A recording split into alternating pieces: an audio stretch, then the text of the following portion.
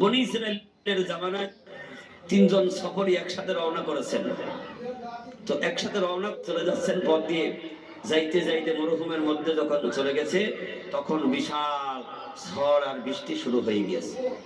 তিনজন যুক্তি করলেন যে দেখো এখন মরুভূমির ফাঁকা মাঠ, ঘর নেই বাড়ি নেই, কোথায় দাঁড়াবো, এত ঝড় আসছে, বৃষ্টি হবে, তো চলো আমরা ওই পাহাড়ের দিকে যাই, একটা গর্ত পাইলে ওর মধ্যে গিয়ে একটু বসে বিশ্রাম নেবো, ঝড় থেমে গেলে আমরা বেরিয়ে চলে যাব। কষ্ট হচ্ছে নাকি আপনাদের? তো তিনজন যখন পাহাড়ের গুহার মধ্যে ঢুকলেন, ঢুকার পরে বিশাল বেগে ঝড় শুরু হয়ে গিয়েছে। ঝড় উঠলে দেখবেন গাছপালা ঘর বাড়ি কত ভেঙে যায়, যায় কি যায় না। এত জোরে ঝড় উঠেছে, পাহাড়ের পাথরগুলা বাতাসের ধাক্কায় ছিটকে চলে যাচ্ছে। আল্লাহু আকবার বলে।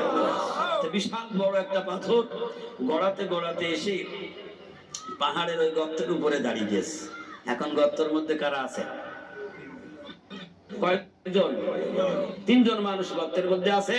এখন ওই মুখটা এমন ভাবে পড়েছে, পাথরটায় গর্তটা পুরো আটকে গিয়েছে। তিনজন চিন্তা করছে যে একটু পরে আমরা ঝড় থেমে গেলে পাথরটা সরিয়ে দিয়ে বাহির হয়ে চলে যাব।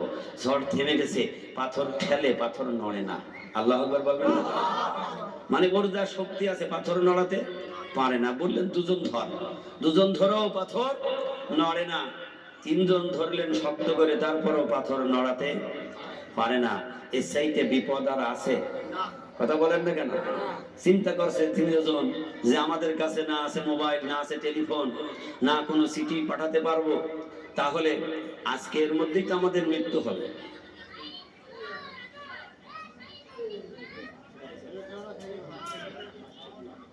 দরুদ শরীফ পড়েন।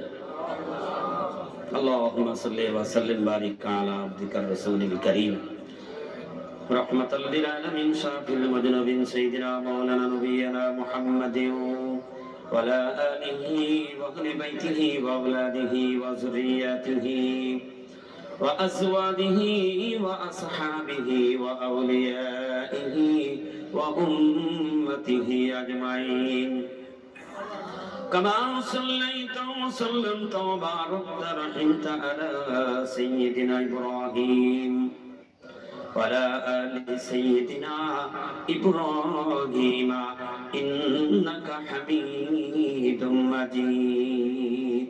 তিনজনার শক্তি দিয়েও যখন পাথরটা নড়াইতে পারলো না, তখন তিনজনা বলছে দেখো আমাদের নিজের শক্তিতে আর নড়ানো যাবে না, আল্লাহ যদি আমাদের সাহায্য করে তবেই সম্ভব, নইলে আমাদের এখানেই মৃত্যু হবে।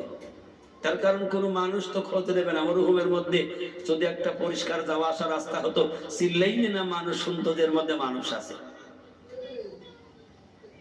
মরুভূমির মধ্যে বসে তারা চিন্তা করলেন দেখো এমনি শক্তিতে যখন হবে না, যদি আমরা কোনো ভালো কাজ করে থাকি, কোনো নেক আমল করে থাকি, ওই নেক আমলের ওসিলায় আল্লাহর কাছে দোয়া করা ছাড়া আর উপায় নাই। সুবহানাল্লাহ বলেন। আল্লাহর কাছে দোয়া করা ছাড়া উপায় নেই। বলছে তাহলে একজন একজন করে দোয়া করা যাক। একজন দোয়া করো আর দুজন হাত তুলে আমিন আমিন করো। প্রথম নম্বরে যিনি হাত তুললেন তিনি বলছেন আল্লাহ তাআলা আমি দুনিয়ার মধ্যে তোমার সবচাইতে একজন জঘন্য ব্যক্তি ছিলাম, গুনাহ করাটাই আমার সবচাইতে বেশি পছন্দ ছিল, কিন্তু আল্লাহ আমি না খালেস তওবা করে তোমার দিকে ফিরে এসেছি। আল্লাহ তুমি যদি আমার ওই তওবাটা পছন্দ করো, তাহলে পাহাড়ের গুহার মধ্যে বিপদে পড়ে গেছি, পাথরটা সরিয়ে দাও। দোয়ার সাথে সাথে এক ভাগ নড়ে গেল। সুবহানাল্লাহ। তার অভ্যাসটা কি ছিল? সে বলছে আল্লাহ তাআলা আমার অভ্যাসটা কি ছিল? একদিন আমি বড় একটা পানি যে দেখলাম সাসার একটা মেয়ে আছে, এই মেয়েটা এত সুন্দরী জামা দুনিয়ার মধ্যে ওই রকমের চেহারা আর একজন আরো হয় না। আমার মনের মধ্যে খুব মতলব জেগে গেল, এরে যদি আমি পাইতাম খুশি হতাম। কিন্তু আমি তার পিছনে লেগে গেলাম, কোনো মতে রাজি হয় না। অনেক কষ্ট করে অনেক পয়সা করি, অনেক সোনা দানা তার পেছনে খরচ করা শুরু করে দিলাম। আল্লাহু আকবার বলেন। আমি শত চেষ্টা করে তার যখন আমি রাজি করে ফেললাম, যখন সে আমার প্রতি রাজি হয়ে গেল, আমার মনের মধ্যে আনন্দ লেগে গেছে, আমার সব বাসনা পূর্ণ করব। আয় আল্লাহ তাআলা, তখন আমি তার কাছে উপস্থিত হয়ে গেলাম। হঠাৎ আমাকে ডাক দিয়ে বলল, ভাই আজকে তুমি আমার থেকে দূরে সরে যাও। আমি তখন বলেছিলাম, কেন যাব? মানুষ টের পাবে না, কেউ দেখবে না। তখন আমাকে বলেছিল, পৃথিবীর কোনো মানুষ জানবে না, টের পাবে না, কিন্তু এমন একজন সত্তা, এমন একজন মালিক, তার চোখের ফাঁকি দেওয়া যায় না। আল্লাহু আকবার বলে। পৃথিবীর যদি কেউ না দেখে তাহলে সে দেখে, তার নাম কি? আর আওয়াজ দিয়ে বলি, নাম কি? এই কথা বললেন, ভাই তুমি আগায়ও না, তুমি তওবা করো, ক্ষমা চাও। কারণ এই দুনিয়ার বাহাদুরি দুনিয়ায় দুদিনের জন্য করবা, কিন্তু এই দুনিয়া ছেড়ে বিদায় নিয়ে পরজগতে যাওয়া লাগবে। এক আল্লাহকে ভয় করো, সুবহানাল্লাহ ধরে বলো। কোথায় যাওয়া লাগবে? এই জন্য হাদিসের মধ্যে আসছে, যখন কোনো বান্দার অন্তরের মধ্যে মৃত্যুর বাসনা জেগে যায়, আল্লাহর ভয় এসে যায়, ওই বান্দা তখন আর পাপ কাজের দিকে পা বাড়ায় না। যে আমি যতই বাহাদুরি করে শক্তির বড়াই করি, পাপ করি না কেন, আমাকে অবশ্যই চলে যেতে হবে ওই অন্ধকার কবরে। সেদিন আমার সাথী সঙ্গী কেউ যাবে নাকি? যত আদরের হোক, যত ভালোবাসার হোক, এ পর্যন্ত কেউ কি ভালোবাসা দিয়ে গিয়েছে? না, সন্ধ্যালে এমন হয়েছে যে স্বামী স্ত্রী দুজনের এত মিলন, এত মায়া ভালোবাসা, একজন আরেকজন না আইলে ভাত খাই না, এরকম আছে না? কি দাদা নেই? মনে হয় হয়নি কোনোদিন এসব। মানে এরকমের হয়নি যে আমি বাড়ি আসেনি বলে ভাত নাকে বসে আছে, কেউ বলছে না, তার মানে মনে আছে দুজনের মধ্যে তো সম্পর্কের গরমিল আছে নাকি? কথা বলেন নাকি? অনেক সময় দেখবেন সাপ আর বেজির সম্পর্ক, সাপ বেজিরে দেখলে ফাঁস করে না? কথা বলেন না, করে না? এই ছেলে রাগ হচ্ছে তো উঠে চলে যাচ্ছে, রাগ করে। রাগ করে কোথায় যাবো? কবরস্থানে আশায় লাগবে, যাও। কথা বলেন না কেন? আল্লাহ রাব্বুল আলামিনের ওই বান্দা বলে, আল্লাহ তাআলা সেদিন আমি তোমার ভয় আমার অন্তরে জেগে গেল। আমার বোন যখন আমাকে বললো ওইখানে দাঁড়াও, সামনে আর পা বাড়াবা না, আমিও চলে যাব, তুমি একদিন চলে যাবে, কিন্তু দুনিয়া থেকে যদি অন্যায় করে দেওয়া হয় তাহলে ওই কবরে কাউকে ছেড়ে দেবে না। আয় আল্লাহ তাআলা, আমি এত সাধনা করে টাকা পয়সা খরচ করার পরও যখন আমার বোন আমাকে বাধা দিল, আল্লাহ তোমাকে ভয় করার কথা যখন আমার অন্তরে জাগিয়ে দিল, আমি ওই মুহূর্তে সামনে একটা পাও বাড়ালাম না।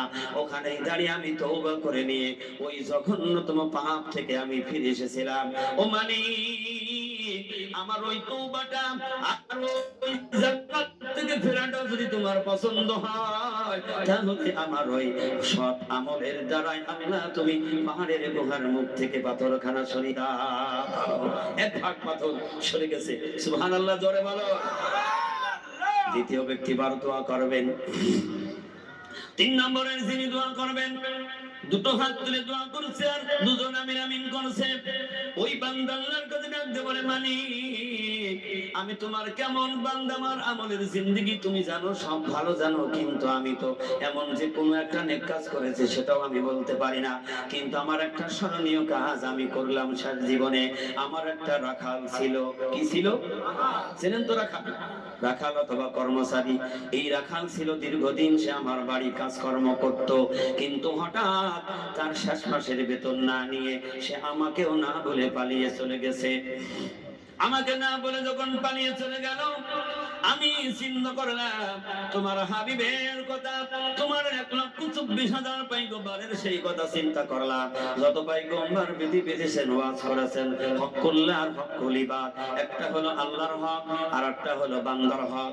কোন বান্দা যদি আল্লাহর হক নষ্ট করে সে নিজে তওবা করবে, আল্লাহ তারে মাফ করে দেবে, কিন্তু বান্দার হক নষ্ট করলে তওবাতে মাফ হবে না।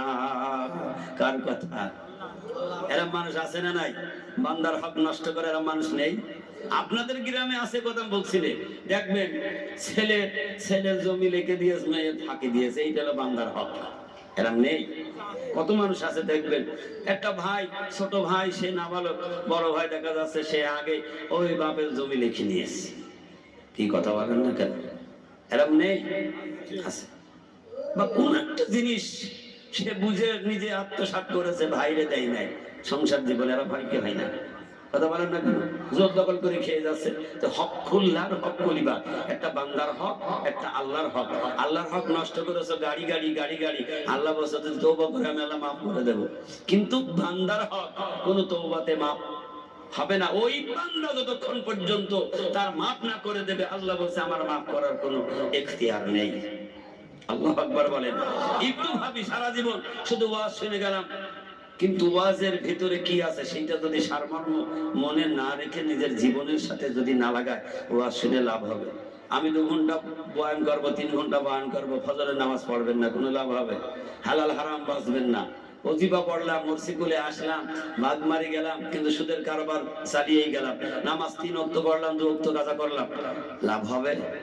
কথা বলেন না কেন? স্ত্রী ধরে পিঠালাম, লাভ হবে? হ্যাঁ?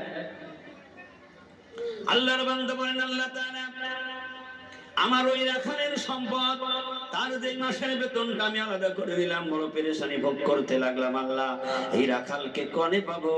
তার টাকাটা আমি তার কাছে বুঝে দেব, কারণ এ টাকা তো আমার নাই, এই টাকা হইল রাখালে। এরা মানুষ কয়জন আছে আমাদের মধ্যে? যদি কেউ এরকম ঠিক আছে, যাক ভালো হয়েছে, আপদ গিয়ে যাক, আছে না নাই? বলবো আপদ গেল যাক, টাকা নিলে তো যাবি, যা। কি এরা বলে কি বলে না? কত মানুষ কাজ করে বলবে তুমি কাজ ভালো করেন, টাকা দেবো না, যা। তারা ধামকি দিয়ে তাড়িয়ে দেয়, আছে না নাই? কত মানুষ বাসে উঠে বলবে 20 টাকা ভাড়া, ও বল 10 টাকা দিয়ে, বলবে না। কি কথা বলেন না কেন? কত মানুষ এরকম দেখা যায় রাস্তায় চললে, তো দেখবেন 12 টাকা ভাড়া 10 টাকা দিয়ে 2 টাকা দিয়ে মারামারি। কিন্তু ওইটা হলো হক কলিবাদ। ওই বান্দার 2 টাকা তুমি মেরে দিলে, ওই বান্দা যদি মাফ না করে, আল্লাহ মাফ করবে না। দ্বিতীয় ব্যক্তি বলে রব্বুল আলামিন, আই আল্লাহ তাআলা আমি তার টাকাগুলি কোথায় রাখবো, কি করব? আমি বকরি কিনলাম, বকরি চড়ানো শুরু করলাম, আর ওই বকরি থেকে বাচ্চা হতে হতে মাঠ ভরা বকরি হয়ে গেল, তবু রাখালকে পাই না। আল্লাহু আকবার বলেন। আল্লাহ তো পরীক্ষা নিচ্ছে, মাঠ ভরা ছাগলে পরিণত হয়ে গেছে। ওই ছাগলগুলি ওই মালিক নিজেই সরিয়ে বেড়াই, নিজেই রাখাল। কেন রাখাল? যে আমি ঋণ মুক্ত কবে হব, আর ওই রাখালকে কবে পাবো? ও নিজেই তখন রাখাল হয়ে গিয়ে। সুবহানাল্লাহ বলবেন না? দ্বিতীয় ব্যক্তি দোয়া করছে, রব্বুল আলামিন দীর্ঘদিন পরে যেদিন আমার রাখালকে আমি ফিরে পেলাম, রাখালকে কাছে নিয়ে ওই মালিক তখন অনেক খুশি হয়ে গেল। রাখালকে বলে, বলে রাখাল তুই কেন পালিয়ে চলে গিয়েছিলি তোর টাকা থুয়ে? এই যে দেখছিস রে রাখাল, আমার কত কষ্ট, কত পেরেশানি, এই মাঠ ভরা ছাগলগুলি তো। রাখাল বলছে, এটা কখনো হয়? আমি 1 মাসের কোথায় ক টাকা বেতন পাবো, আর এই মাঠ ভরা ছাগল আমার? বলছে না, তোর সেই টাকা দিয়ে ছাগল কিনে তার থেকে বাচ্চা হতে হতে এত হয়ে গিয়েছে, আল্লাহর কসম তুই সবগুলি নিয়ে চলে যা। সুবহানাল্লাহ বলবেন না? দ্বিতীয় ব্যক্তি দোয়া করছে, রব্বুল আলামিন আমি তোমার ভয়ে হকুলের হকুল ইবাদের চিন্তা করে, আল্লাহ তোমার ভয়ে আমি একটা ছাগল না রেখে সব ছাগলগুলি আমি রাখালের হাতে তুলে দিয়েছিলাম। আল্লাহ আমার এই কাজটা যদি তোমার পছন্দ হয়, এই কাজের ওসিলায় আল্লাহ তুমি পাহাড়ের মুখ থেকে পাথরখানা একটু সরিয়ে দাও। বলার সাথে সাথে আর 1 ভাগ সরে চলে গেল।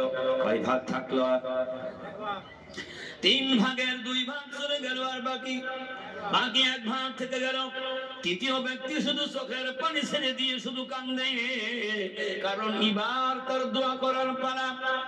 3 জন যুক্তি করে নিয়েছেন, 3 জন দোয়া করব, জানি না কার দোয়া আমার মালিক আল্লাহ কবুল করে নাই। সুবহানাল্লাহ জোরে বলেন। এই জন্য আল্লাহ তাআলা বলেন, ইল্লাল্লাযিনা আমানু ওয়া আমিলুস সালিহাত, যারা নেক আমল টুকু করে ওই আমলের দরজা আমার আল্লাহ তাআলা তাকে দিয়ে দেয়।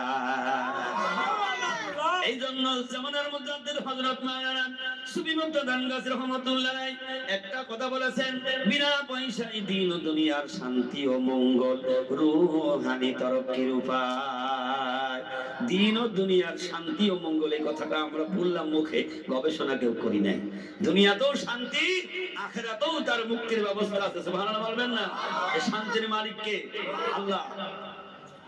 তৃতীয় ব্যক্তি মনে মনে বলে, আল্লাহ তাআলা আমি তোমার একজন গরিব বান্দা, আমার ধন নেই, সম্পদ নেই, টাকা নেই, ঘর নেই, বাড়ি নেই। তুমি জানো আল্লাহ আমি তো দিন মজুরি করে খাই, সুবহানাল্লাহ যারা বলেন। কিন্তু দিন মজুরি করে যারা খায়, নিজ হাতে কর্ম করে খায়, আল্লাহ রাসূল বলেন আল কাসিবু হাবিবুল্লাহ। আল্লাহ রাসূল বলছে যারা নিজ হাতে কর্ম করে খায় তারা হলো আল্লাহর বন্ধু, আল্লাহর দোস্ত। সুবহানাল্লাহ বলবেন না? নিজ হাতে কর্ম করে খাওয়াটা কি? হালাল রুজি রুটি যদি কেউ নিজ হাতে কর্ম করে খায়, অনেকে ও কাজ ছোট মনে করে, করে কি করে না? কথা বলেন না কেন? কাজ ছোট মনে করে না? কিন্তু আল্লাহ রাসূল হালাল রুজি অন্বেষণ করার জন্য ছাগলের রাখালগিরি করেছেন। সুবহানাল্লাহ জোরে বলেন। তৃতীয় নম্বরের ব্যক্তি বলে রব্বুল আলামিন, আয় আল্লাহ তাআলা আমি গরীব মানুষ, একদিন সারাদিন ঘুরে ঘুরে কোনো কাজ পাই নাই, ঘরেও খাবার নাই, সব ক্ষুধার্ত অবস্থায় সারাদিন ঘুরে ঘুরে আমি সন্ধ্যাবেলা যখন আমার বাড়ির দিকে রওনা করলাম, কোনো খাবার কিনতে পারে নাই, ঘরেও খাবার নাই আমি জানি। কিন্তু আমার একটা ছাগল ছিল, ওই ছাগলের দুধ দিত বাচ্চা, কিন্তু আমার বিবি ওই ছাগলের এক গ্লাস দুধ দহন করে সুন্দর করে রেখে দিয়েছেন। আর তার মনের বাসনা স্বামী কাজ এর জন্য বাইরে চলে যায়, কোথাও ছোটাছুটি করে ফিরে আসে, ঘরে কোনো খাবার নাই।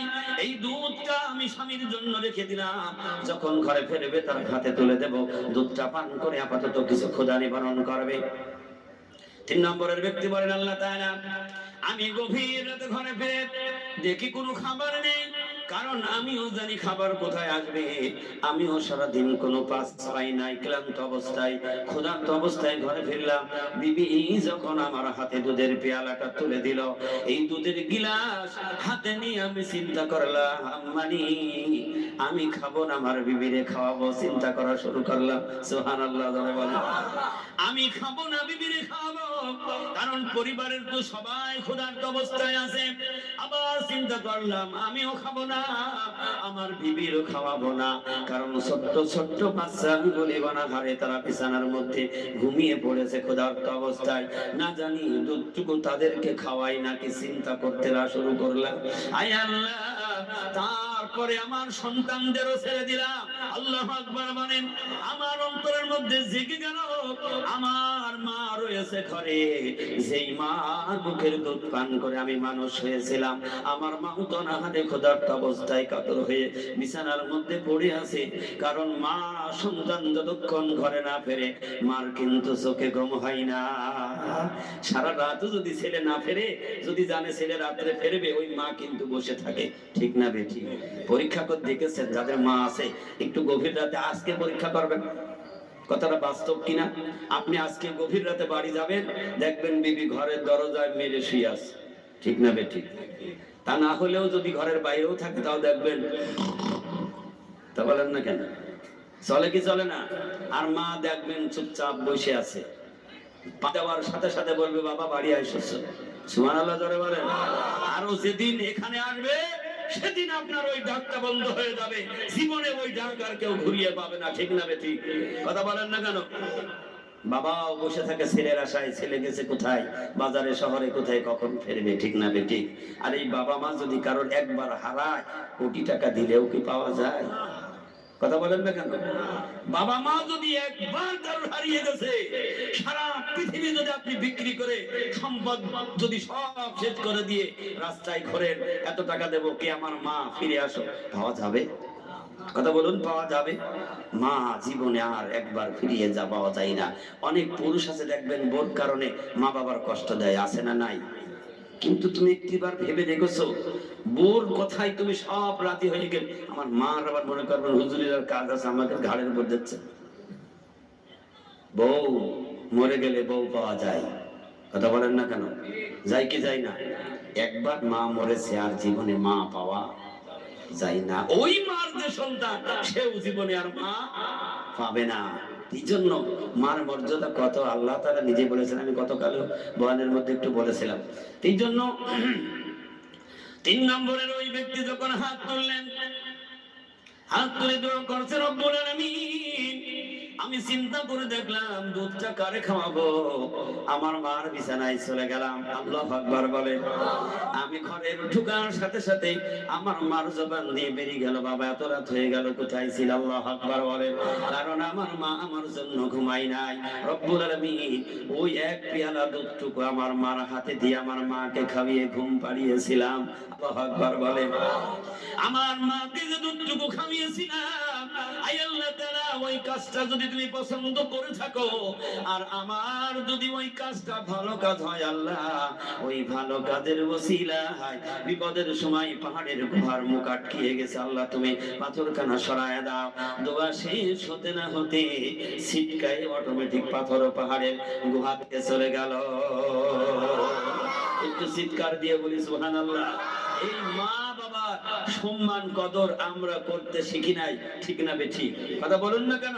এই জন্য যেই মা বাবা আজকে আমাদের থেকে বিদায় নিয়ে চলে গেছে, সেই মা বাবার জন্য এখন করণীয় কি? তাদের জন্য বেশি বেশি করে দোয়া করা। কি করা? বেশি বেশি করে দোয়া করা। এই জন্য হাক্কানি আঞ্জুমান আজান গাছী রহমাতুল্লাহ আলাইহি কি সুন্দর একটা দোয়ার ব্যবস্থা আমাদেরকে শিখিয়ে দিয়েছেন। সুবহানাল্লাহ জোরে বলো। তাহলে আমার মূল কথা হলো, আমরা সবাই কোন পথের যাত্রী? কোন পথের যাত্রী? কবর পথের যাত্রী। এই কবরের কথা যদি আমার আপনার চিন্তা ভাবনা না থাকে, তাহলে আমার আপনার কোনো আমলই আল্লাহর কাছে পৌঁছাবে বলে মনে হয় না। কারণ ওই ভয় থাকলে তার আমলটাও সঠিক হবে।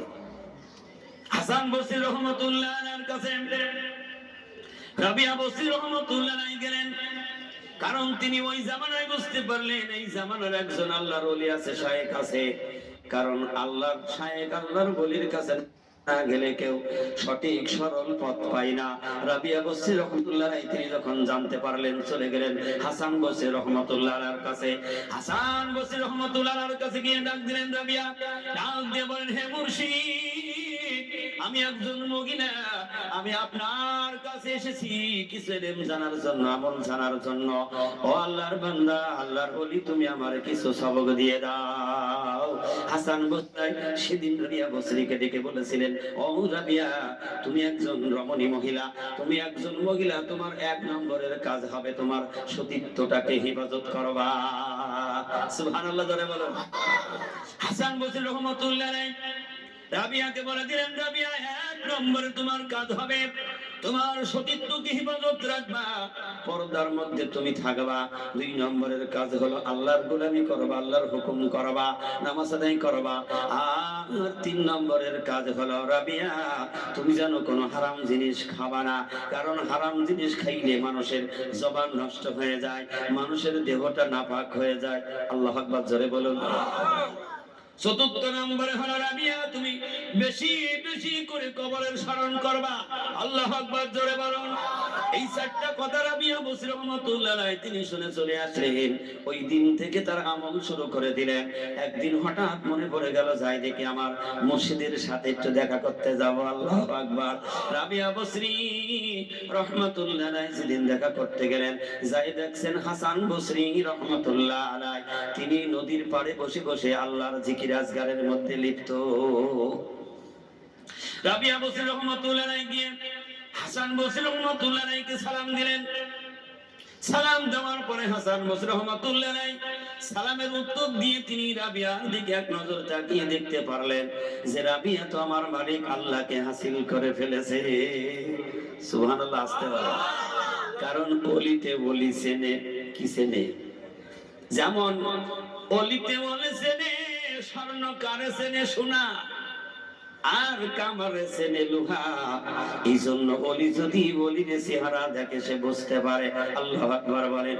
হাসান বসরি রহমাতুল্লাহ আলাইহি চিন্তা করলেন, রাবিয়া অল্প সময় আমল করে এত দূর পৌঁছিয়ে গেছে, ওই রাবিয়াকে আমি আরো একটু বাড়ানোর জন্য, নেক আমলের জন্য একটা কারামতি দেখাবো। এই চাচা ঘুমিয়ে গেছে, একটু ঠেলা দিয়ে খুঁটিতে সরিয়ে দেন। খুঁটি হেলান দিয়ে একটু ঘুমালে ওজন ভেঙে যাবে। একটু হেলান দিয়ে ঘুম যাওয়া মানে ওজন ভাঙা। আপনি আগে বসেন। হাসান বসরি রহমাতুল্লাহ আলাইহি নিজের জায়নামাজ খানা পানির উপর দিয়ে 2 রাকাত নামাজ আদায় করলেন। সুবহানাল্লাহ জোরে বলেন। রাবিয়া বসরি রহমাতুল্লাহ আলাইহি এসে দেখলেন কি ব্যাপার, আমার মুর্শিদ পানির উপরে জায়নামাজ দিয়ে নামাজ পড়ে, কি সর্বনাশ, কত বড় কারামতি, কত বড় আল্লাহ তোমার ওলি হয়ে গেছে যে পানিতে ডোবে না, পানির উপর জায়নামাজ দিয়ে 2 রাকাত নামাজ পড়লেন। নামাজ শেষ হয়ে গেল। রাবিয়া ডাক দিয়ে বলেন, আমার মুর্শিদ আমিও শুকরিয়া আদায় করব, 2 রাকাত নামাজ পড়ব, জায়নামাজটা আমাকে একটু দেবেননি? জায়নামাজ দেয়া হলো। রাবিয়া বসরি রহমাতুল্লাহ আলাইহি জায়নামাজ খানা স্বর্ণের উপরে উড়িয়ে দিলেন। আল্লাহু আকবার, আসতে বলুন। স্বর্ণের উপরে জায়নামাজ দিয়ে রাবিয়া বসরি রহমাতুল্লাহ আলাইহি 2 রাকাত নামাজ আদায় করলেন। হাসান বসরি রহমাতুল্লাহ আলাইহি রাবিয়ার দিকে চেয়ে দেখলেন বোনাস, রাবিয়া না আমার চাইতে আমার আল্লাহর কাছে মর্যাদাবান হয়ে গেছে। কারণ পানির উপরে হাজার হাজার টন মাল নিয়ে জাহাজ যায়, জাহাজ কিন্তু ডোবে না। কথা বলেন না কেন? পানির উপরে আল্লাহর কত প্রাণী ভেসে থাকে, সে কিন্তু ডোবে না। আবার কত প্রাণী আছে স্বর্ণের উপরে উড়ে বেড়ায়, সে কিন্তু ওখান থেকে পড়ে না, আছে না নাই? কিন্তু আল্লাহর ওলিদের মধ্যে যদি কোনো কেরামতি ঘটে যায়, ওইটাকে গোপন রাখার জন্য তারা কিন্তু জাহির করতে চায় না। রাবিয়া বসরি রহমাতুল্লাহ আলাইহি সালাম ফিরিয়ে ডাক দিলেন, বুজুর্গি কি নেহি हमको जरूरत, बुजुर्गी की नहीं हमको जरूरत, गुलाम अपना बना हमको खुदाया। ও মুর্শিদ, রাবিয়ার অন্তর তো দুনিয়ার বাহাদুরি দেখাবার নয়, দুনিয়ার কোনো কারামতি দেখাবার নয়, দুনিয়ার রাজা বাদশাহ হবার নয়। রাবিয়ার অন্তরটা হলো আমার আল্লাহর গোলামি হতে চায়। নাম দিয়ে বলেন, ও মুর্শিদ, পানির উপরে নামাজ পড়া যায় যদি বড় বললি আল্লাহ হওয়া যাইতো, তাহলে যত ব্যাঙগুলি পানিতে ভেসে থাকে সব ব্যাঙগুলি আল্লাহর ওলি হয়ে যেত। রাবিয়া বসরি রহমাতুল্লাহ আলাইহি আবার বলেন, একজন রমণী হয়ে কত বড় সে আল্লাহওয়ালা আল্লাহর ওলি ছিলেন, তিনি বললেন যদি স্বর্ণের উপরে নামাজ পড়াটাই যদি বড় আল্লাহর ওলি বুজুর্গি হতো, তাহলে আকাশে যত পাখিগুলি উড়াল দেয় সব আল্লাহর ওলি হয়ে যেত। এর মধ্যে কোন অলিত্ব নাই। তিনি বললেন সবচাইতে বড় অলিত্ব হলো যে ব্যক্তি যত আল্লাহকে রাজি আর খুশি করতে পারে। হাসান বসরি রহমাতুল্লাহ আলাইহির মনের মধ্যে একটা হাদিস জেগে গেল যে মৃত্যু তো আমার হবেই, মৃত্যুর পরে জান্নাত আর জাহান্নাম হবে। হাসান বসরি রহমাতুল্লাহ আলাইহি চিন্তা করেন, আল্লাহর রাসূল বলেছেন যদি কোন নেককার স্বামী সে যদি জান্নাতে যায়, তার বিবির জন্য সেদিন ফরিয়াদ করবে। সুবহানাল্লাহ জোরে বলেন। স্বামী আর স্ত্রী যদি মিল না থাকে ফরিয়াদ করবে নাকি? হাদিসের মধ্যে আসছে নেককার বিবি যদি সে যদি জান্নাতি হয়, তার স্বামীর জন্য ফরিয়াদ করবে। সুবহানাল্লাহ জোরে বলেন। হাসান বসরি রহমাতুল্লাহ আলাইহির মনের মধ্যে জেগে গেল 30টা বছর আমি তো স্ত্রী হারা, আবার রাবিয়ারও তো স্বামী মারা গেছে, রাবিয়ারও কেউ নেই, দেখি একটা ভালো প্রস্তাব দিয়ে রাবিয়া রাজি হয় কিনা। হাসান বসরির মনের ধারণা, আমার আমলেও যদি আমি জান্নাতে না যাইতে পারি, তাহলে আমার যদি একজন নেককার বিবি জান্নাতি হয়, তাহলে তার ওসিলায় আমিও জান্নাতে যাইতে পারবো। সুবহানাল্লাহ কে বলছেন আমি, কারণ এই জায়গায় মনে হয় একটু বেকায়দা আছে কিনা আমার সন্দেহ আছে। কথা বলেন না কেন? দুজনের যদি মিল না থাকে তার সুবহানাল্লাহ বলবে না যে ও জান্নাতে যাবে আর আমি যাব না, সুবহানাল্লাহ বলে লাভ নেই নাকি বলে। হাসান বসরি রহমাতুল্লাহ আলাইহি ডাক দেন, ভালো করে শোনেন, কবরের পাশে বসে কবরের কথাগুলি ভালো করে মন দিয়ে শোনারে মুসলমান। হাসান বসরি রহমাতুল্লাহ আলাইহি বলে, রাবিয়া আমি তোমার একটা কথা বলতে চাই, একটা প্রস্তাব চাই রে রাবিয়া। রাবিয়া বুঝতে পেরেছেন, কারণ আল্লাহর বন্ধু আল্লাহর ওলিদের মধ্যে আল্লাহ তাআলা লুকিং পাওয়ার দেয়। সুবহানাল্লাহ বলবেন না? আল্লাহর ওলিদের অন্তরের মধ্যে আল্লাহ তাআলা এমন লুকিং পাওয়ার দিয়েছে, দেখেন ওলি আল্লাহ ঘুমিয়ে আছে কিন্তু ওই ঘুমের মধ্যে সারা পৃথিবী সফর করছে। আমিরুল মুমিনিন ওমর ফারুক রাদিয়াল্লাহু তাআলা আনহু তিনি রাতে তার সেই খেলাফতের আমলে তিনি যখন খলিফা ছিলেন, ওই রাজ্যের যারা ঘুমিয়ে স্বপ্ন দেখতো, উমরে ফারুক রাদিয়াল্লাহু তাআলা আনহু সেই স্বপ্নের ব্যাখ্যাও করে দিত। আল্লাহ আকবার বলে।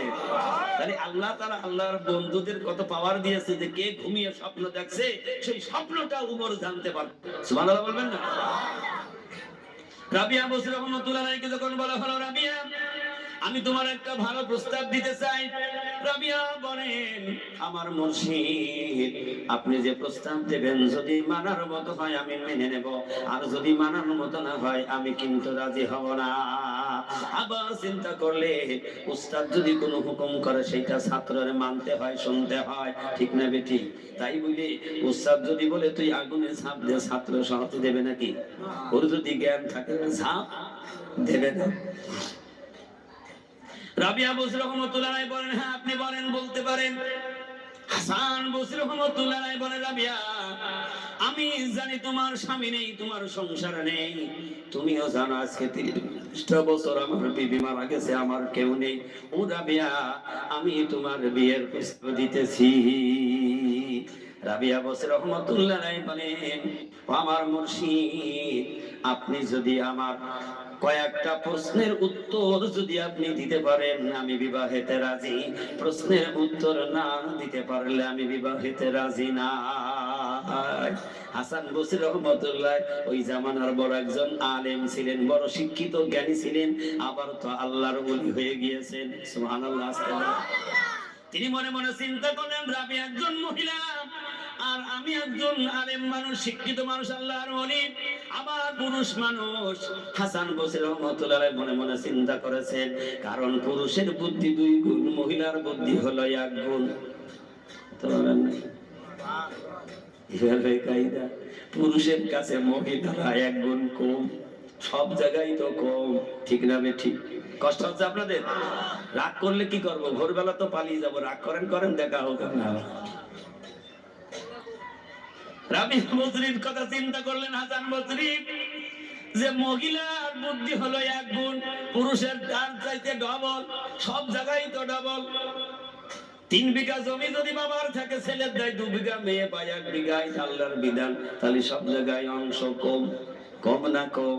সব জায়গায় অংশ কম। আর একটা ইতিহাস শোনেন, হাদিস থেকে বর্ণনা করছি।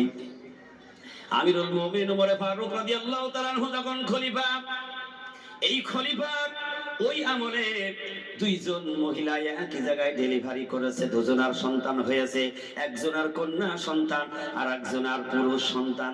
সুবহানাল্লাহ জোরে বলে। কিন্তু রাতের মধ্যে কোনো কায়দায় যে মহিলার মেয়ে সন্তান হয়েছে তার সন্তানটা মারা গেছে, ওইটা ফেলে দেবেন কি করবেন চিন্তা করেছে। পাশে ওর ছেলে আছে, আমারটা মরে গেছে, ও রাতের আধারে ওই মেয়েটা ওর কাছে দিয়ে ওই ছেলেটা ওর কোলে করে নিয়ে ঘুমিয়ে আছে। তার কি ভুল হয়েছে নাকি? উঠে দেখছে কি রে আমার ছেলে নেই, মেয়ে মরা কেন? তখন যাই তার কাছে বলে ওই ছেলে আমার, ও বলে না ছেলে আমার। 2 জনের মধ্যে গন্ডগোল, এখন মিটাবে কে? কে বিচার করবে? থাকবে না কে পর্যন্ত? বিচার করবে কে? বিচার জটিল হয়ে গেল। দুজনায় বলছে ছেলে হলো আমার, ও মেয়ে আমার নয়, মরা মেয়ে আমার নয়, ছেলে বলছে আমারে, বলছে আমার। কি করবে তারে বলছে চলো যাই খলিফার রাজ দরবারে যাই, ওখানে বিচার করতে হবে। ছেলে কার ওখানে বিচার করে তিনি যারে দেবে সেই তো এর মালিক হয়ে যাবে। আসতে বলুন সুবহানাল্লাহ। তাড়াতাড়ি ছেড়ে দেবো, যে বড় বড় মাওলানারা আসছে ইনশাআল্লাহ। হাসান বসরি রাহমাতুল্লাহর কথা মনে রাখবেন। চলো যাই খলিফার দরবারে যাই, ওখানে গিয়ে বিচার হবে। দুজনায় চলে গেছে, কিন্তু যার ছেলে তার কোলে কিছু নেই, মেয়ে তো মারা গেছে, ওর কোল খালি। আল্লাহু আকবার জোরে বলেন। কিন্তু যার মেয়ে মারা গেছে তার কাছে ছেলে কোলে করে নিয়ে খলিফার কাছে গিয়ে বলে, খলিফা আমিরুল মুমিনিন, আমার ছেলে কেড়ে নেওয়ার জন্য এই মহিলা দাবি করছে, এই মহিলার মেয়ে হয়েছে, ওর মেয়ে মারা গেছে, ও আমার ছেলে নিয়ে এখন কাড়াকাড়ি করে। যার কাছে ছেলে নেই সে বলছে আমার মেয়ে নাই, আমার ছেলে হয়েছে। বিচার কেমনে করবেন বলেন? বিচারের রাস্তা আছে? কথা বলেন না কেন? রাস্তা আছে। আমিরুল মুমিনিন ওমর ফারুক রাদিয়াল্লাহু তাআলা আনহু চিন্তায় পড়ে গেল, কেমনে বলে দি যে ও ছেলে ওর, দুজনাই তো একই সাথে ডেলিভারি। ঠিক ওই মুহূর্তে হযরত আলী রাদিয়াল্লাহু তাআলা আনহু এসে গেলেন। একটু চিৎকার দিয়ে বলুন সুবহানাল্লাহ। আলী এসে গিয়ে বলে, কি ব্যাপার, কি হলো? কারণ উমরে ফারুক রাদিয়াল্লাহু তাআলা আনহু যখন তিনি খলিফা ছিলেন, স্বরাষ্ট্র মন্ত্রী ছিল হযরতে আলী। আলী একদিন ডাক দিয়ে বলে, ভাই ওমর, এই চাকরি আমি ছেড়ে দেব, চাকরি আর করব না। 2 বছর খামাখা বিনা কারণে বেতন নিলাম। সুবহানাল্লাহ বলবেন না? কারণ 2 বছর কোন আসামি কাঠগড়ায় আসলো না, কোনো কিছু বিচার হলো না, আমি বেতন নেব কেন, চাকরি ছেড়ে দেব। আলী এসে গেলেন।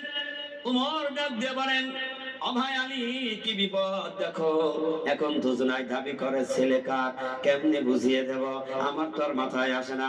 হযরত আলী বলেন, ও খলিফা আমিরুল মুমিনিন উমর, বিচার আমি করে দেব। চিৎকার দিয়ে বলুন, বিচার আমি করে দেব।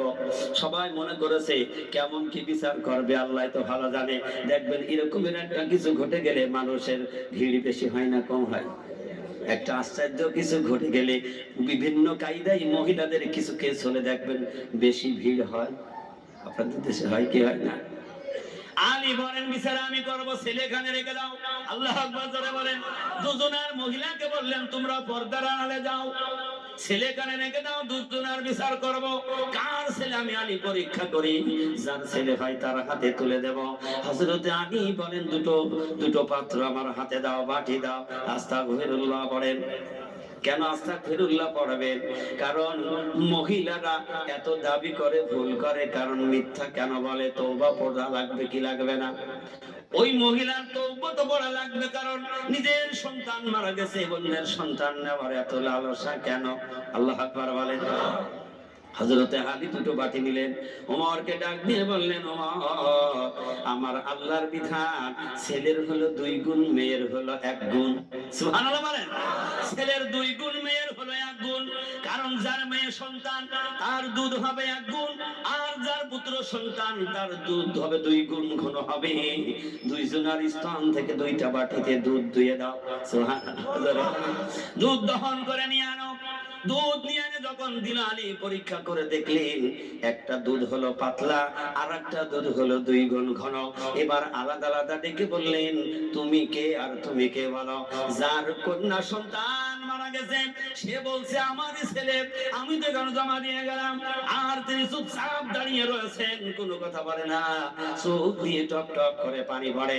তিনি বলছেন, আমার আল্লাহ যদি তার মার কোলে সন্তান ফিরিয়ে দেয়, পৃথিবীর কেউ ঠেকাইতে পারবে না।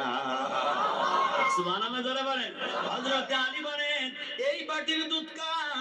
যার কোলে সন্তান নেই সে বলছে আমার। সুবহানাল্লাহ জোরে বলেন। হযরত আলী বলেন, এই দুধওয়ালা মার হলো সন্তান। এবার যখন হাতে তুলে দিলেন, ওই মহিলা যার মারা গেছে সে কোনো কথা আর বলে না। আল্লাহু আকবার বলেন। হাসান বসরি মনে আছে তো? হাসান বসরি রহমাতুল্লাহ চিন্তা করেছেন, মেয়েদের ব্রেন পুরুষের কাছে 1 গুণ, পুরুষের কয় গুণ? ও যতই প্রশ্ন করুক না কেন, আমি প্রশ্নের অ্যানসার দিয়ে দেব। কিন্তু একটা বিষয় হলো, আল্লাহ যারা জ্ঞানী বানায় তার চাইতে জ্ঞানী কেউ হয় না, সেটা নারী হোক আর পুরুষ হোক। আল্লাহু আকবার বলেন। তা যদি না হতো, দেখবেন পুরুষেরা ফেল করে যায়, মহিলারা প্রধানমন্ত্রী হয়। কি বলেন? হয় কি না? হাসান বসরি রহমাতুল্লাহ আলাইহি বলে, রাবিয়া তুমি প্রশ্ন করতে পারো, কারণ প্রশ্নের উত্তর দিতে পারলেই তো তার কি হবে? কি হবে? বিবাহ হবে। রাবিয়া বসরি রহমাতুল্লাহ আলাইহি বলেছে, আমার মুর্শিদ, আপনি যদি আমার কয়েকটা প্রশ্নের উত্তর দিতে পারেন, আমি আপনার সাথে বিবাহিতে রাজি। উত্তর না দিলে আমি বিবাহিতে রাজি না। হাসান বসরি বলেন, তুমি প্রশ্ন করো। রাবিয়া বলেন, আমার মুর্শিদ, 1 নম্বরের আমার প্রশ্ন হলো, আমার কোন দিন কখন কোন অবস্থায় মৃত্যু হবে, এই মৃত্যুটা আমার ঈমানের সহিত হবে কিনা, আমি ঈমান নিয়ে আমার রূহটা আমার মালিকের হাতে দিতে পারবো কিনা। মুর্শিদ, আপনি আমার এই কথাটা বলে দিন। প্রশ্ন করার সাথে সাথে হাসান বসরি রহমাতুল্লাহর মাথাটা নিচু হয়ে গেছে। আল্লাহু আকবার বলেন। মাথাটা নিচু করে ফেলেছে। হাসান বসরি রহমাতুল্লাহ বলে, রাবিয়া তুমি যে প্রশ্ন করছো এটা বড় কঠিন প্রশ্ন রাবিয়া। আমি এই কথার চিন্তা ভাবনা করে মৃত্যুর কথা স্মরণ করে রাবিয়া আজকে 30টি বছর আমি ঘর ছেড়ে দিয়ে আজকে এই জঙ্গলে আল্লাহর সাধনায় লিপ্ত আছি রে রাবিয়া। প্রথম প্রশ্নই লিটার নিয়ে ফেল করলেন, আল্লাহু আকবার। ফেল করলেন না পাস করলেন?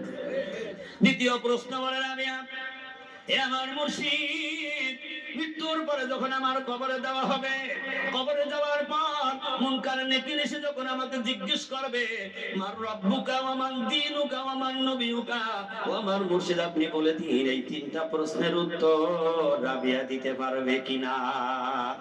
হাসান বসরি রহমাতুল্লাহ আলাইহি বলে রাবিয়া এই 3টা প্রশ্নের উত্তরের জন্য 1 নম্বরের প্রশ্নের উত্তর দেওয়ার জন্য আমি হাসান বসরি রহমাতুল্লাহ আলাইহি আজকে 30টা বছর রাত্রে আমি ঘুমাই না। পাস করলেন না ফেল হলেন? 30টা বছর আমি ঘুমাই না রে রাবিয়া। রাবিয়া বলেন দ্বিতীয় প্রশ্ন করবে আমার দিনুকা, তোমার দিন কি? হাসান বসরি রহমাতুল্লাহ আলাইহি বলে রাবিয়া ওই কথাটা চিন্তা করে করে আমি সারা রাত তাহাজ্জুদের নামাজের মধ্যে কাটাই, আমি রাসূলের সুন্নতের দাবিদারি করি, আমি আল্লাহর গোটা হুকুমগুলি আমি জিন্দেগীর মধ্যে আমল করি, কারণ আমার দিনের উপরে যেন আমার গোটা জীবনটা ওই দিনের পথে পরিচালিত হয় রে রাবিয়া। এই চিন্তা ভাবনা করে রাবিয়া আমি ঘর সারা বাড়ি সারা দুনিয়া ছেড়ে দিয়ে আমি এখন আল্লাহর পাগল হয়ে পড়ে আছি রাবিয়া। আমিও চিন্তা করি কেমন করে আমি ওই জবাবটা দিতে পারবো, কারণ অন্তরের মধ্যে ভয় জবাব যে দেবে সে হবে আল্লাহর জান্নাতি, আর জবাব উত্তর দিতে পারবে না যে সে হবে জাহান্নামী।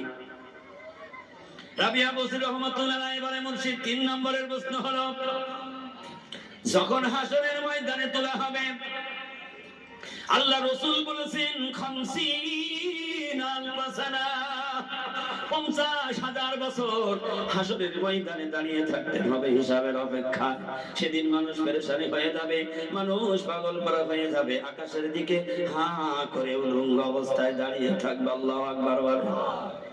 উলঙ্গ অবস্থায় উঠতে হবে। আল্লাহ রাসূল যেদিন এই ওয়ান করলেন আয়েশা সিদ্দিকা রাদিয়াল্লাহু তাআলা আনহা কেঁদে ফেললেন আর বললেন ইয়া রাসূলুল্লাহ হাবিবাল্লাহ আমি আপনার স্ত্রী আয়েশা সিদ্দিকা রাদিয়াল্লাহু তাআলা আনহা, ইয়া রাসূলুল্লাহ ওই দিন আমাকেও কি উলঙ্গ অবস্থায় ওঠা লাগবে? কোন মানুষের শরীরে কোনো পোশাক, কিবা নারী কিবা পুরুষ সব হাসরের মাঠে উঠবে পোশাকবিহীন। আল্লাহু আকবার বলেন। তাহলে সেই দিনটা কেমন হবে?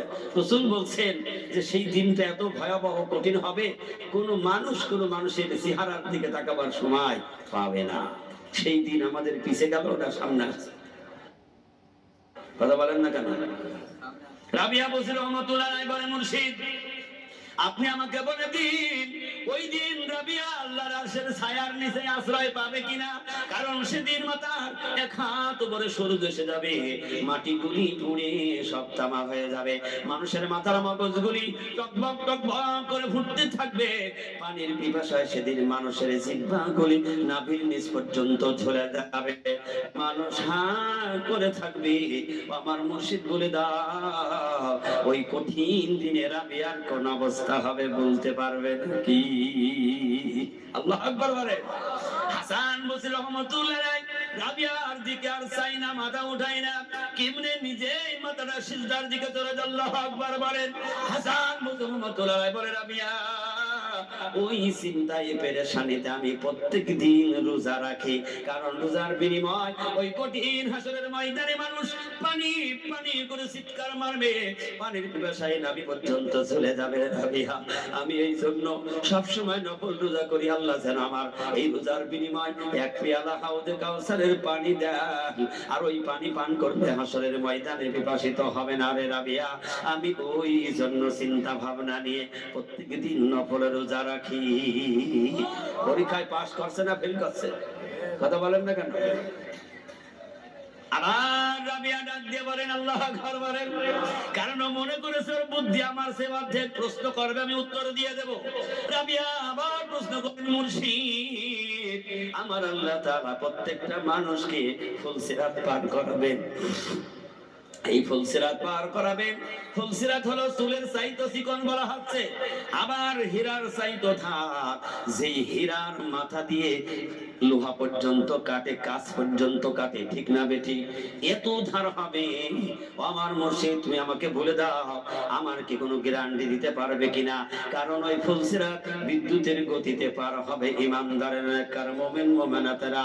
আমি কি ওই ফুলসিরাত পার করতে পারবো কিনা, এই গ্যারান্টি যদি তুমি দিতে পারো, তোমার সাথে বিবাহ বসতে আমার কোনো দ্বিমত নাই। আল্লাহু আকবার বলেন। সবগুলি হলো কার ভয়? আল্লাহর ভয়। হাসান বসরি রহমাতুল্লাহ আলাইহি কোনো জবাব আর দেয় না। রাবিয়া, ওই ভয়তেই তো আমি পেরেশানি। আল্লাহু আকবার বলেন। আমার রাবিয়া বলতেছে, আমার মুর্শিদ তুমি বলে দাও, যখন মিজানের পাল্লায় চড়ানো হবে, নেকি প্রতিবেদন করা হবে, আমার নেকের পাল্লা ভারী হবে না আমার গুনার পাল্লা ভারী হবে? মুর্শিদ তুমি যদি ওই গ্যারান্টি দিয়ে বলে দিতে পারো, বিবাহ বসতে আমার কোনো দ্বিমত নাই। হাক্কানি দুরূদ শরীফ পড়েন। আল্লাহুম্মা সাল্লি ওয়া সাল্লিম ওয়া বারিক আলা আবদিকার রাসূলিল কারীম রাহমাতাল লিল আলামিন শাফিল মুজনাবিন সাইয়্যিদিনা মাওলানা নবিয়্যিনা মুহাম্মাদিন ওয়া আলা আলিহি ওয়া আহলি বাইতিহি ওয়া আওলাদিহি ওয়া যুররিয়াতিহি ওয়া আজওয়াজিহি ওয়া আসহাবিহি ওয়া আউলিয়াইহি ওয়া উম্মাতিহি আজমাইন কামা সাল্লাইতা ওয়া সাল্লামতা ওয়া বারাকতা রাহিমতা আলা সাইয়্যিদিনা ইব্রাহিম ওয়া আলা আলি সাইয়্যিদিনা ইব্রাহিম ইন্নাকা হামিদুম মাজিদ। এইজন্য হাদিসের মধ্যে আছে, নেককার স্বামী আর নেককার বিবি যদি হয়, তাহলে একজন আরেকজনের জন্য আল্লাহর কাছে ফরিয়াদ করবে। মনে আছে তো? কারণ আল্লাহ তাআলা যখন নেককার স্বামীর হাতে জান্নাতের টিকিট দেবে, টিকিট পাওয়ার পরে ডাক দেবে, মালিক একটা টিকিট তুমি আমারে দিলে কেন? আমার আরেকটা টিকিটের দরকার। আল্লাহ বলবেন, কেন রে, টিকিট দুটো নিবি কেন? ও বলবে, আল্লাহ দুনিয়ার মধ্যে তুমি আমার একটা সঙ্গিনী দিয়েছিলে যে আমার জন্য পাগল ছিল। সুবহানাল্লাহ, জোরে বলেন। আমার জন্য সর্বক্ষণ তার জীবন যৌবন সব উৎসর্গ করে দিয়েছে। সে আমার সংসারের গোটা দায়িত্ব বহন করেছে, সব দায়িত্বগুলি পালন করেছে। ও ডাক দিয়ে বলেন, আল্লাহ তাআলা তুমি আমার একটা টিকিট দিয়েছো, একটা টিকিট আমি গ্রহণ করব না, আর একটা টিকিট আমাকে দিতে হবে। যদি না দাও তাহলে তুমি তোমার টিকিট ফিরিয়ে নাও। সুবহানাল্লাহ বলেন। হাসান বসরি রহমাতুল্লাহ আলাইহি এই কথা জানবার পরেই তিনি ওই মনস্থ করেছিলেন যে যদি একটা নেককার বিবি হয়, ওই বিবি একটা জান্নাতের টিকিট পাবে। জান্নাতের টিকিট পাওয়ার পরে তখন ফরিয়াদ করবে, মালিক আমি একা জান্নাতে যাব না, কারণ আমার স্বামী কোথায়? আমার স্বামীর জন্য আর একটা জান্নাতের টিকিট দিতে হবে। কিন্তু আল্লাহ রাব্বুল আলামিন বলেন, জান্নাতীরা যদি কোনো সেদিন ফরিয়াদ করে, ওই জান্নাতীদের ফরিয়াদ আমার আল্লাহ মঞ্জুর করে নেবে। তার কারণ ও বলবে, আল্লাহ আমি জান্নাতে যাব না, আমার টিকিট আরটা দিতে হবে না, তোমার টিকিট ফিরিয়ে নাও। আল্লাহ রাব্বুল আলামিন তখন বলবেন, আমি যারা একবার জান্নাতের টিকিট দেই, তারে আর জান্নাতের টিকিট ফিরিয়ে নেই নে। সুবহানাল্লাহ, জোরে বলেন। আমি আল্লাহ যারা জান্নাতের মধ্যে একবার ঢুকাই, আমি মাওলা তার আর জান্নাতের মধ্য থেকে বের করে দিই না। বিবি ওই রকম বলবে, আল্লাহ আমার আরেকটা টিকিট দাও। এই জন্য হাসান বসরি রহমাতুল্লাহ আলাইহি রাবিয়ার কাছে প্রশ্ন করেছিলেন, কিন্তু প্রত্যেকটা প্রশ্নের জবাবে হাসান বসরি রহমাতুল্লাহ আলাইহি ফেল করলেন। তার মধ্যে একটাই কাজ ছিল, মহান মালিক আল্লাহর ভয় আর মৃত্যুর স্মরণ। এই জন্য আমাদের প্রত্যেকের মৃত্যু হবে, এই দুনিয়া ছেড়ে আমাদের চিরতরে বিদায় নিয়ে চলে যেতে হবে। কথা ঠিক না বেঠি? তাহলে এই গাড়ি বাড়ি শান শওকত বিল্ডিং বালাখানা সব নিয়ে যাবো না নিয়ে যাব? কথা বলেন না কেন? কি নিয়ে যাব? আমি আপনি আমল নিয়ে যাব। ভাই বলেন, বিরাদার বলেন, আপনজন সব আমার আপনার পাশে থাকবে কোন পর্যন্ত জানি? ওই কবরে পৌঁছানো পর্যন্ত। কবরে পৌঁছিয়ে দেওয়ার পরে কিন্তু আর কেউ কোনো খোঁজ খবর রাখবে না।